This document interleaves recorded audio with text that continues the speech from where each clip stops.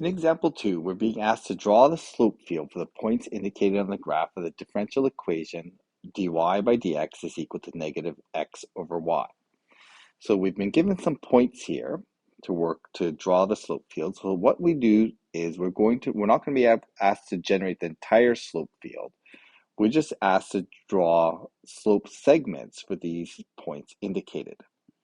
So these points indicated, we're just going to plug in x and y and draw a little slope segment. So for example, at this point here, at 1 and 5, we're going to draw in the slope by plugging in, that's 0 and 5. So we're going to plug in x is 0, y is 5. So the numerator is 0. We're going to get a 0 slope. So that's horizontal.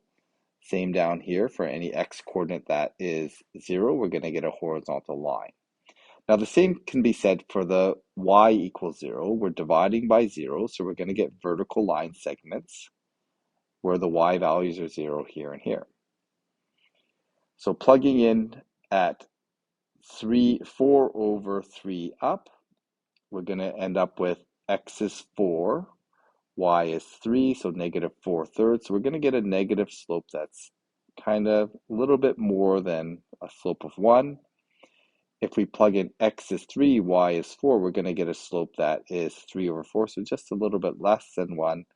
So we can see that it's curving around, and those slope segments looks like they're going to connect and form generally a circle. So when we solve this general equation, we should get a circle equation. So plugging in x is 3, y is negative 4. X is 4, y is negative 3. We're going to get positive 3 over 4.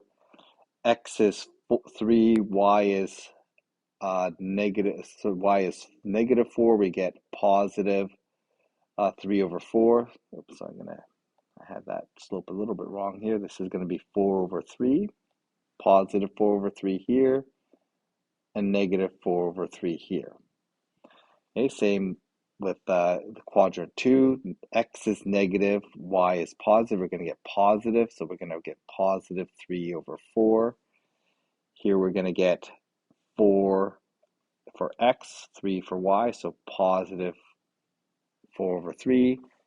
And then in quadrant 3, we're going to have both negatives, so we should end up with negative slopes, so negative 4 for x and 4 for y, we get 3 over 4 negative, and then 4 over 3 negative, and for x is 3, y is 4, we're going to get negative 3 over 4. Okay, so again, I'm just getting these slope segments by just plugging in x and y's and approximating the slope through there. And you can kind of see that it seems to be forming a circle. So when we solve this general equation by separation of variables, so separating the y's with the dy's and the x's with the x's, so I'm going to get negative x dx on the right-hand side. On the left-hand side, I'm going to get y dy.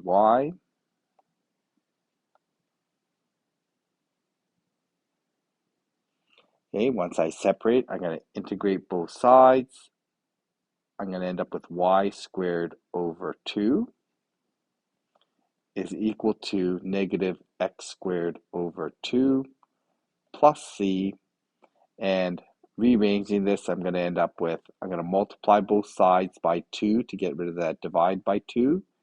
I'm going to bring the x over to the left-hand side, so I get x squared plus y squared, and that's going to be equal to 2c.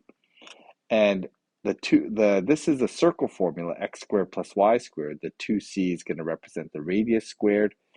If I were to plug in a specific point, for example, x is 0, y is 5, I'm going to get 0 squared plus 5 squared